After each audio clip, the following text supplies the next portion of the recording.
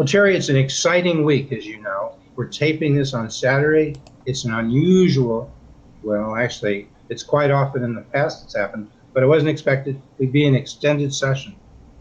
And look, the big thing that happened this week, progressive income tax will be on the ballot. And here is Governor J.B. Pritzker taking a victory lap. As Illinois faces down a multi-billion-dollar budget deficit into the foreseeable future, we cannot do nothing. Our choices are clear. Some would choose to make a drastic 15% cut to schools, public safety, transportation, and universities.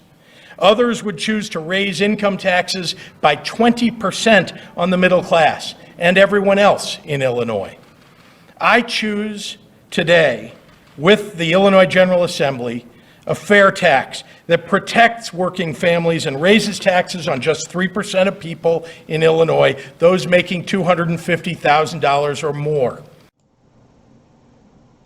Jeff, there you go. That's the governor talking. That was on Memorial Day, and it just goes to show what a busy week this was. They had a 3-hour debate in the House.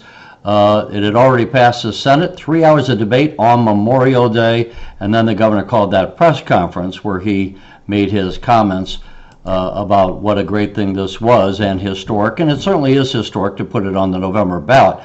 But you know, not everyone was in favor of this, and some people think it's a bit of snake oil, including Republican House member Dave McSweeney, who's kind of known for being a point man on economic issues. Let's listen to what he told us. Start off with a rate plan that they claim will just hit the rich. It'll actually drive more people out of the state. It'll hurt the small businesses that are paid at the individual rate, but it'll end up with massive tax hike on the middle class of this state. Here's the good news. The voters of this state will have the ability to reject it. 60% have to support this constitutional amendment. We'll be on the ballot next November. I'll be fighting hard against it. Raising taxes is the wrong answer. We need to cut spending. We need to cut spending, he says. Yeah, I mean, there you go. He teased up the issue. That will be a major talking point for more than the next year. He said it'll be on the ballot as to whether Illinois wants to adopt a progressive income tax, wants to amend the Constitution that permits Illinois to, or its voters, to have a progressive income tax. Do they want that or not? That'll be discussed for the next 17 months as we go toward November of 2020. And I think McSweeney has teed up the arguments against it. Pritzker has teed up the arguments for the progressive income tax. We'll come back to that. We've discussed it so much already. Let's go over to the next hot issue that came up. We're taping this on Saturday. We're in this extended session. It's June 1. You know, it's been a very busy, intense week. Landmark legislation, perhaps one of the most important pieces. Whether it's good, whether it's bad, we can listen to other people on that with those different viewpoints. It's abortion. Clearly, Illinois now has the most expansive, most liberal piece of abortion legislation across the country. Well, we will, and the governor just now needs to sign it in, as the House and Senate this week have passed their bills on abortion. You know, and it's Illinois moving in the opposite direction of these other states who have been making it harder and harder to get abortions. But it was another very long debate, over 3 hours in the House, as Representative Kelly Cassidy was the sponsor of the bill, again handling major legislation on her part. And for the Republicans during the first hour, Representative Avery Bourne was the point person, and she is pointedly very pregnant, coincidentally, about to give birth to her first child. Let's listen to a little give and take between Representative Cassidy and Representative Avery Bourne as they discuss the abortion issue earlier this week. Earlier, these laws are based on the actions against the pregnant woman and the rights of the parent. None of these laws establish or grant independent rights to fertilized eggs, embryos, or the unborn. So your interpretation is that in practice, if a baby is killed before they are born, they have no independent rights outside of the fact that the mother was also harmed? The laws are based on the actions against the pregnant woman or the rights of the parent. Okay. In our current statute, it does talk about unborn babies being harmed, though. So there is a difference between the woman and the baby she's carrying, correct? These laws are based on the actions against the pregnant woman or the rights of the parent. Okay. Do you have the definition of a fundamental right? In the bill itself, it is described as the ability to make autonomous decisions about the individual's own reproductive health. Other places this exists is freedom of religion. As that debate makes clear, this legislation is historic in that it creates a fundamental right for any woman in Illinois to have, perhaps from outside of Illinois, to have an abortion at any time in the 9 months and perhaps later. She does not have to say her life is at issue, her health is at issue, there's something wrong, or there's some major problem with the fetus. She wants it, she gets it. Parental notice, they say in this debate it's not affected. People will perhaps argue about that. It could be construed as in conflict with this fundamental right. Partial birth abortion, you know, federally there is a restriction on partial birth abortion. Roe v. Wade and its progeny allows for that. This bill doesn't really, okay? It could be any time, so there's nothing special about partial birth abortion in this bill. That could draw a challenge. Somebody wants to say it's unconstitutional. This bill could be actually in conflict with Roe v. Wade. We could go on and on. We don't have time. Unless you want to throw in something on this, Terry, we've got so much to cover in the show. We'd like to spend more time on it. There isn't just the time. Well, it's obviously a huge issue and very contentious, and I wouldn't be surprised if this is challenged by some going forward. Cardinal Supich put out a bite on behalf of the Catholic Council, just obviously condemning this actions and saying that we are diminishing, the valuation of life. This has been around obviously since the 1973 Roe v. Wade decision, and like I said, there's a whole lot you could say about it. The bottom line is that Illinois has liberalized abortion laws.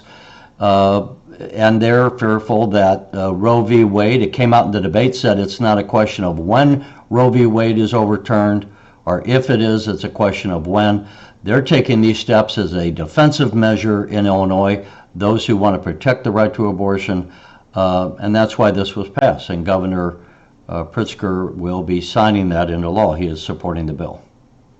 And moving right on to the next piece of landmark legislation, they just kept coming this week. As you know, it was Memorial Day. They worked really right through Memorial Day. We worked through the end of session. We're now in extended session. Now we'll get to it. There are a few things left undone. They now will require 71 votes in the House, 36 in the Senate to pass. But the next big piece of legislation, recreational marijuana. It's now legal, as you know, and as we've discussed, Terry, in addition, meaning every adult, not minors, people over 21 can now recreate with marijuana as much as they want, as long as they don't drive, which is a whole other issue.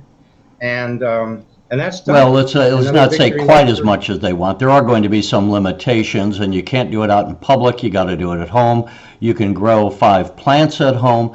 But the larger point is the governor is saying, and the supporters of this bill, that this is an effort to bring in more money from a black market, that it's unregulated. It ought to be regulated. It ought to keep make sure that the level of THC in this plant that's going to be marketed through outlets is going to be limited. It's kind of like saying you can't sell beer at any alcohol content. It's more or less, set. The THC levels here is going to be set. And Jeff, the interesting thing is another long 3-hour debate on this one. And folks, it sounds like 3-hour debates are usual. They are not. They're extremely rare, and yet we had them on the progressive tax, on abortion, and here on cannabis, and on another one. We had more 3-hour debates this week, which is why we're saying this is historic. Among other things, and the gravity of these bills. And Jeff, when we had this back and forth, I'm sorry, go ahead. What? We have to say, in addition to just adults being able, as you pointed out, in a heavily regulated market, to use marijuana recreationally, in addition to that, there's the social justice issue.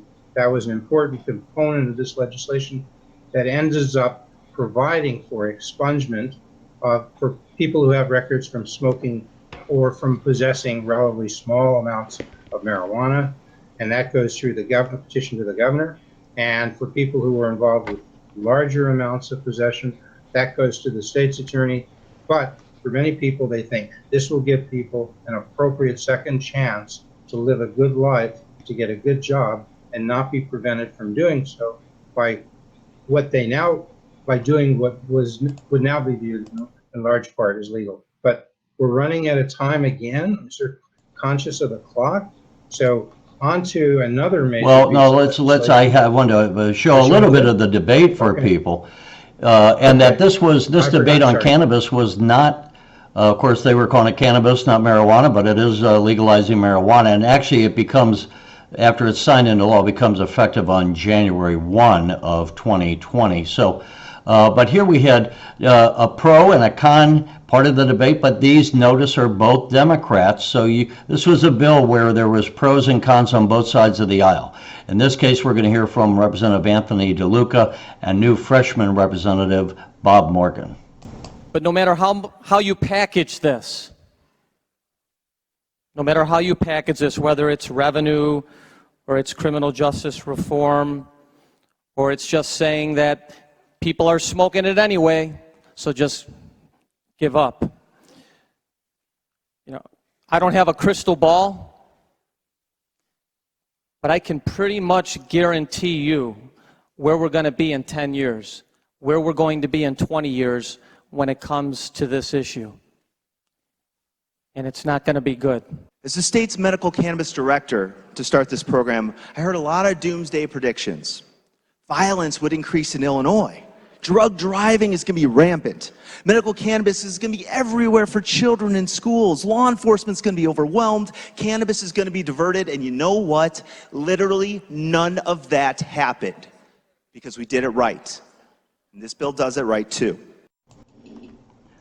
So apparently Bob Morgan says we're doing it right, and we shall see. We shall see. We got to go right on to the budget, because when people talk about will it be pretty with respect to recreational marijuana, one question is the budget pretty? What is it, Terry? A 1,000-page, 1,500-page document, which most representatives got the morning of the debate or morning of the discussion. It's a $40 billion budget. It's grown in the last 3 or 4 months from what Governor Pritzker suggested at $39 billion. And we got a $42 billion capital fund budget being proposed. We haven't resolved that yet. We have a $40 billion operating budget that is essentially resolved. That's $82 billion. As Senator Dirksen used to say, billion here, a billion there, and before you know it, you're talking real money. Yeah, let's, Jeff, I'll bring a graphic up here so that people can see a bit of what's revenue is going to be generated in this budget. The top budget, top part of that graph shows you the budget proposal and talks about they need more money, they need new taxes, they need sometimes enhanced taxes, tax on Medicaid providers. What does that do? What does that do to incentives? Does it cut back on provision of those services? Can we afford to do that? Can the people who are providers finance or pay for that tax? You're going to tax sports gambling. You've got the video gaming tax. A lot of small establishments, they cut back on how much they were going to tax, but it still hits people. Cigarettes, that hits people. Look, these are regressive taxes. These are taxes that people pay a higher percentage to lower their income. Democrats generally are against generally against regressive taxes, but in this case, they say it's needed for the budget. Would that be their argument? Well, and this is the knock on the governor, as we had earlier. The first story we started with was the progressive tax, and the Republicans are saying you say we need a progressive tax because the current flat tax is regressive. Well, how regressive is the gas tax that you're going to double from 19 cents a gallon to 38 cents a gallon to put that money going towards the Capitol bill to fix roads and bridges? And everyone wants good roads and bridges. We don't want those collapsing or to be, delayed or accidents happening because of bad roads. But on the topic of whether it's progressive or regressive, there's very few taxes that are going to be more regressive than a doubling of the gas tax. Right, and people say that almost everybody in Illinois lives within an hour and a half of another state. So they can flee, they can go buy their gas elsewhere, and in many cases, this kind of difference in tax from other states relative to Illinois on gas makes it worthwhile in time, worthwhile because the expense is high. So it's just a problem that people have to balance. All of life is a series of trade-offs, series of tough choices. Are the benefits to financing this budget and that increased spending or that level of spending sufficient to offset the negative aspects of a regressive tax? We won't answer that today because we're running out of time. Feels like that's my role in the show, is to keep saying we're running out of time, but we are. So we got to go over to Well, the that's capital. because, Do we guess have to what? do This something is a else? historic vote, right? I mean, a historic week, I should say, and it's been one momentous vote after another, which is, folks, we're not saying this, and we didn't do this show last year, but if we were doing it last year, we wouldn't have been saying those were historic. This is an historic week. We're behind. So we got to go over to the capital fund. Terry, what is the big issue on the capital fund? The big issue for people, we have an issue that we refer to this as both the vertical money and horizontal money. That gas tax we were talking about is going to be going to pay for roads and bridges. That's called horizontal, roads and bridges. But other things, we want to be fixing buildings, repairs on college campuses and other places around the state. K through 12 schools. We want to be putting up some more schools. That's called vertical money. And the thing is, they have to figure out how to pay for the capital spending with some vertical money, because the gas tax money goes for the roads and bridges. So what goes to the buildings? Well, that's why we're doing an expansion of gaming and gambling. We're going to be increasing in the gaming bill the number of casinos by 6. And we're going to kind of take the same argument that we were doing with marijuana when it comes to sports betting and saying, hey, it's going on anyway behind the scenes. Why don't we regulate it, license it, and get some money out of that? So right now, the other big issue, and one of the ones that has yet to pass, as we said here on a day after what was supposed to be the end of session, gaming, the gambling bill has yet to pass, and neither too has as yet the capital bill passed, Jeff. Very good. See how good this guy Terry Martin is? He's pushing these issues together. He's saving us just by meshing them together. We may get out of here on time, like the legislature almost got out of Springfield in time. But very serious, maybe if we can bring that graph back up. We had that graph to show the additional taxes and fees for the budget. If you look, you'll see on the bottom half of that graph, there's the capital bill. So we've talked about the gas tax increase. That's going to pay some of the pay-as-you-go taxes for the capital funds. Remember, there's a 42, and what else do we have there? We've got the streaming tax. We got the video gaming tax. You add it all up, and it's over $2 billion. And that takes us to, how are we paying for this? We're issuing bonds in $18 billion. Remember that number, 18 billion. What are we doing on pay-as-you-go taxes? We've just seen them listed there on that chart. That's $2 billion a year for 7 years. That's 14 billion. 14 and 18, we're up to 32. $10 billion we get as a gift from the feds, okay? Matching funds or whatever, something like that. We don't pay for, we get to spend. That's $42 billion that, as Terry says, goes to horizontal and vertical. But remember, nobody talks much about this. How do we pay this back? We don't have to pay back the feds maybe, but we're incurring over 7 years these regressive taxes to the tune of 14 billion. If we do that pay as you go, we don't have to pay it back. But the bonds we issued, we got to pay back the $18 billion. We got to pay that back with interest. What's that total? How will that be done? Left to the student to prove. I don't know. We'll have to ask the governor when he comes on our show next time, right? Well, and the thing is, we're going to have to see what kind of revenues actually eventuate from the gaming, from the expansion of the casinos. Some people argue that we're not going to get the projected money out of the expansion of casinos because they say that we're just going to be cannibalizing the money for gambling that's out there, that there's only so many gamblers. But others argue, including some people the Illinois Channel covered in the past, when we were talking about the Walker's Bluff down in southern Illinois, they say, hey, you know, we're going to be bringing more people into the state. And they say when you go over to Indiana and you look at some of their gambling places, those parking lots are filled up with cars from Illinois. So we'll see what happens. If the money is generated as it is projected from the expansion of the casinos, from the expansion of sports gambling online, that's projected to bring in $200 million, but in other states it's brought in much more than what was projected. Well, Jeff, then we have the money to be paying back those $18 billion in bonds and maybe also closing up the structural deficit that the governor says we have if he gets his progressive tax in 2021. Let's stay on gaming. Let's back up a bit.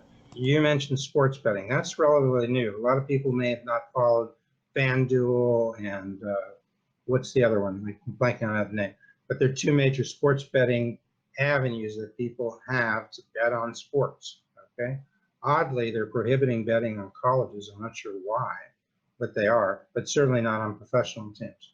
So the world of gaming is going from what you might call luck, you know, playing poker, shooting craps, etc., or now to the world of sports, maybe skill betting, much different. This is not your grandfather's gaming bill. Why? How many casinos are we talking, Terry? 6. Chicago, count them. Chicago, Danville, Rockford, Waukegan, the South Suburban Casino. I don't know if it's been decided yet. Walker's Bluff, an area you know something about. And 6 casinos, and also at O'Hare Airport slots, at Midway Airport slots, and all they're expanding stations on the state on these video gaming things in bars and grills that we've talked about. Illinois is becoming, perhaps they want to be, the gambling capital of the world. I don't know. Well, it's really, if it can do this. Hardly the gambling capital of the world, but I think maybe what we look to do is try to keep some of the money that has been going over to these other states like Indiana, try to keep some of that here. And as you said too, look, Chicago has something like 50 million people come in from out of state tourism and people going to any number of conferences and conventions. Why not have, they argue, a gambling boat in Chicago so that we can peel off some of those dollars that people come to Chicago and they're already preordained to want to spend their money when they come into town. Yeah, it's a new day. Our new mayor, Lori Lightfoot in Chicago, a reform mayor, right? She's only been there a week. She's game, so to speak. She had a reservation about the gaming bill. That seems to be something they said they'll take care of. So she's going to be on board. And, you know, double the number of stations that they usually put. I think the new casinos will be 2,000. I think Chicago gets 4,000. They get more revenue. They're going to split the Chicago revenue for the Chicago casino, 1/3 for the city of Chicago, 1/3 for the state, 1/3 for the private owner. All mayors, including this one, Lori Lightfoot, wanted to own the casino. I don't think they're going to let her do that, but she'll take the money. And she says is dedicated to fire and police pension funds, which are substantially underfunded. People say Chicago, like many other cities and villages across Illinois, are very underfunded. Chicago, perhaps to the tune of, when you count in CPS and other things, maybe like $60–70 billion underfunded. So the point is, we're talking multiple issues here today. We're talking multiple things, and some of these come together, right? Gaming comes together with some of the state. Gaming comes together, the capital bill and the budget. I mean, all these major financial issues, and you got $40 billion now in the state budget yet to be passed, but that's the approximate dollar amount. The capital bill, $41.5 billion. You know, Jeff, there's only few states that come close to having these kind of spending bills, and so we talk about the state's financial situation being dire, and it is, but only some states like California and New York, maybe Florida, can approximate the amount of dollars that the legislature is looking at putting together in the financial packages that they are going to pass in this historic week. And Jeff, another major piece of legislation, certainly one of the most contentious, is the FOID card. That's the Firearm Owner's ID, and that is always very, very emotionally charged on both sides.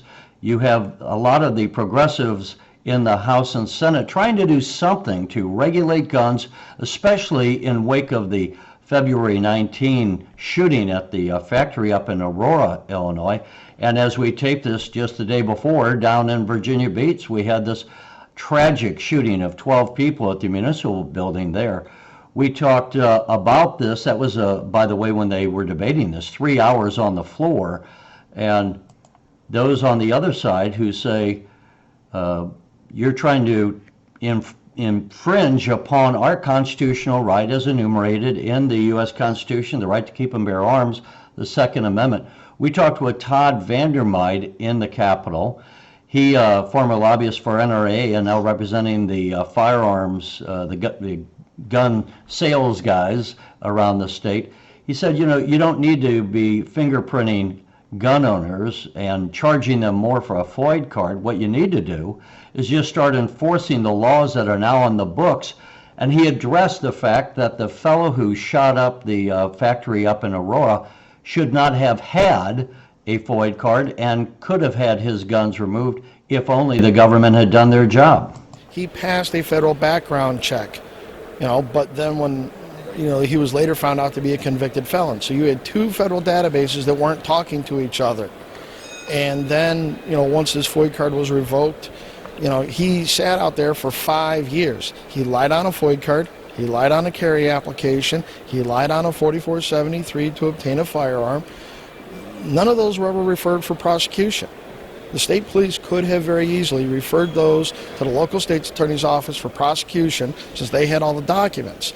That's the real question, is why didn't that happen, and why aren't they pursuing those kinds of things? Why aren't they pursuing those kinds of things? Because, to be fair, there's the issue we heard from Todd Vandermeide, but the other side of the issue is you have 30,000, it's estimated, people who were once eligible to buy a gun, to have a FOID card. They became ineligible. They still have this gun. Maybe there's a mental health issue that arose, maybe a domestic battery issue that arose. They're not eligible. How do you get the guns? How do you identify those people?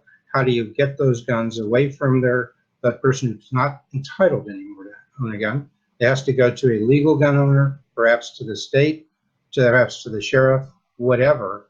You have to deal with this issue. It costs some money. They tried to address it sort of as a user fee on gun holders. That worked in the House. They passed it there. Seemed not to be something they could pass through the Senate. Look, we'll come back to this issue.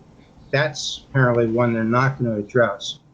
I guess. Well, they're not going to address it right now, but it does bring up a point. What Todd brought up is, if you're going to say you're going to have these restrictions on different people, like if they had a DUI, like if they were convicted, as you mentioned, of domestic violence, then you have to have some way of being able to have your computer system track these people.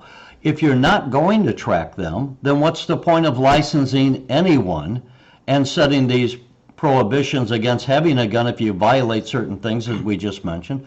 If you're not going to have any way of tracking that, then all you're doing is making it harder and harder for the law-abiding to have the right to their guns. And Jeff, we're running, as you said, all the way through here. We're going to run short of time, but one thing I do want to say is, folks, follow us online, and there's the bottom line there. Follow us on YouTube and subscribe to youtube.com, Illinois Channel TV. Share the videos and comment if you wish. And Jeff, we're going to say goodbye.